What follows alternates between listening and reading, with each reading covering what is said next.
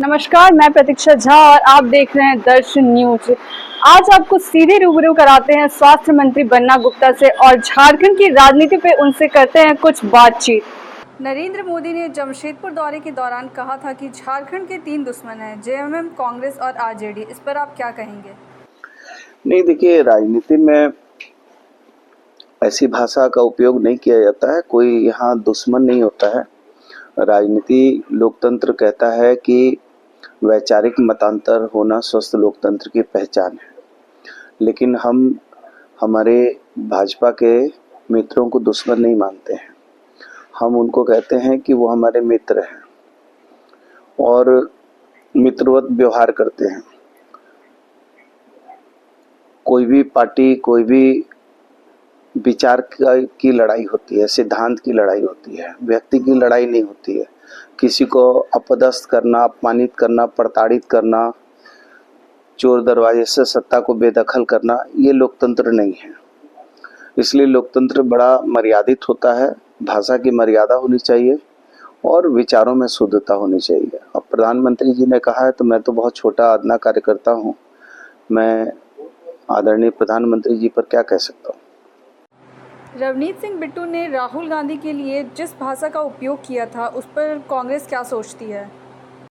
देखिए, मैं तो ये मानता हूँ कि इस तरह की भाषा का इस्तेमाल, मैंने पहले भी कहा कि नहीं होना चाहिए। राजनीति में विचारों का मतांतर होता है स्वस्थ लोकतंत्र। अब कोई कहे किसी की जीभ काट लेंगे, किसी को जिस परिवार ने बलिदानी और शहादत देने का काम किया है, जिस परिवार ने माँ भारती की माटी में अपना खून जो है देने का काम किया है। इंदिरा जी ने शहादत दिया, राजीव जी ने शहादत दिया और उनकी वो संतान हैं। तो जो शहादत में इबादत देखने वाले लोग हैं, यदि उनके भी परिवार पर यदि लोग आरोप प्रत्यारोप करेंगे और इस तरह की अभद्र टिप्पणी करेंगे तो इसमें तो जनता देख रही है। बीजेपी राज्य में परिवर्तन रैली करने जा रही है 23 तारीख से और बीजेपी का कहना है कि इस बार परिवर्तन तय है। हाँ, निश्चित तौर पर कहते हैं ना कि जब मंजिल करीब थी तब पांव फिसल गया। जब झारखंड की जनता कोविड काल में त्राहिमाम कर रही थी और पूरा देश जो है, पूरी दुनिया संकट के दौर में थी, उस समय भारतीय जनता पार्टी के सभी कार्यकर्ता, नेता जो है नदारद थे। उस समय ही आदमी दुख में ही अपने दोस्त को बनाता है। उस समय ये सारे लोग गायब हो गए थे और मंजिल जब करीब थी तो इनका पांव फिसल गया। उस समय डरे भयभीत लोग जो है छुप गए थे। अब जब चुनाव आ गया है, चुनाव का 3 महीना बचा है, तो उस समय ये परिवर्तन करने की बात कर रहे हैं। क्या चीज़ का परिवर्तन करना चाहते हैं? अरे परिवर्तन करना है तो अपने मनोस्थिति का परिवर्तन कीजिए कि आप जो है, आपको जनता के लिए, जनता के द्वारा चुना गया जो है विधायक और सांसद हैं, उन्होंने एक बार भी 27% ओबीसी आरक्षण की बात नहीं उठाई। एक बार भी उन्होंने सरना धर्म कोड की बात नहीं उठाई। एक बार भी 1,36,000 करोड़ रुपया जो हमारे झारखंड का रॉयल्टी का है, वो केंद्र से मांगने का कोई भी सांसद ने हिम्मत नहीं किया।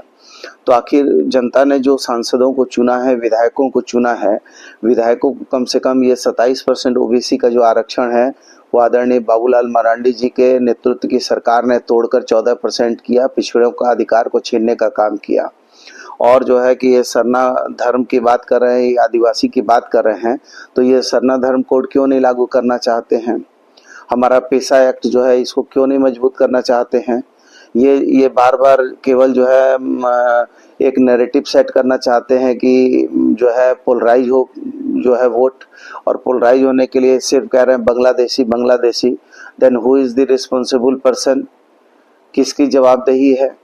बॉर्डर सिक्योरिटी फोर्स किसके मातहत काम करता है? बॉर्डर सिक्योरिटी फोर्स मातहत काम करता है केंद्र सरकार का गृह मंत्रालय के अधीन है।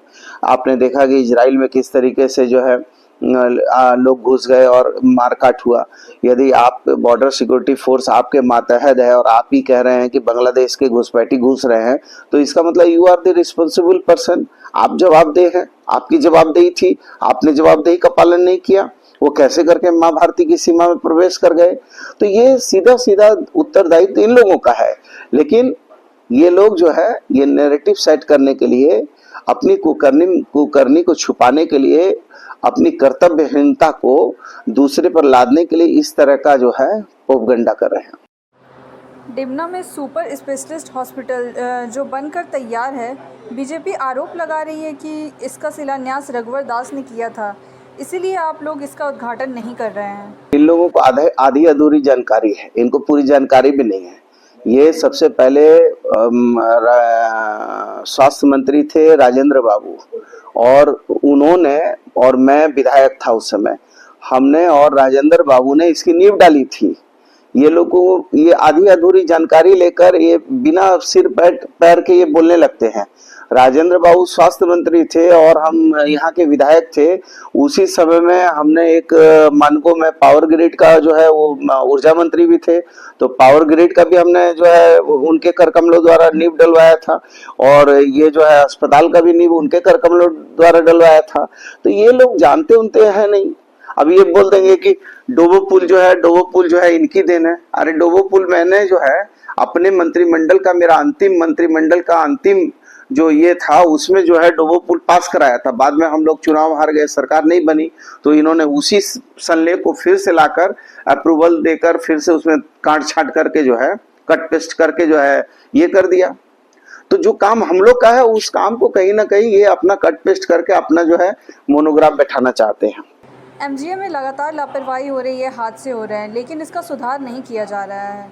आप कब से एमजीएम को जान रहे हैं? आप तब से जान रहे हैं कि एमजीएम, जब यहाँ के मुख्यमंत्री दो मुख्यमंत्री थे, तीन मुख्यमंत्री कोल्हान के थे, और एमजीएम में लोग घुसते थे तो बदबू मारती थी।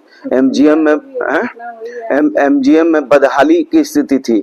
आज एमजीएम वैसा एमजीएम नहीं है। आज एमजीएम में सुधार की लगातार सतत प्रक्रियाएं चल रही हैं, और एमजीएम अस्पताल में ही हमने 434 करोड़ रुपया का सुपर स्पेशलिस्ट। सुना कि हमने बन्ना गुप्ता से झारखंड की राजनीति के ऊपर कई सारी बातचीत की, चाहे वो वन नेशन वन इलेक्शन हो या फिर बांग्लादेश की घुसपैठियों के बारे में, और भी कई सारे बातें की जिनका उन्होंने किस तरीके से जवाब दिया। ऐसी तमाम खबरों के लिए हमारे साथ जुड़े रहे, साथ ही हमारे चैनल को लाइक, शेयर और सब्सक्राइब करना ना भूले। प्रतीक्षा झा, दर्श न्यूज, जमशेदपुर।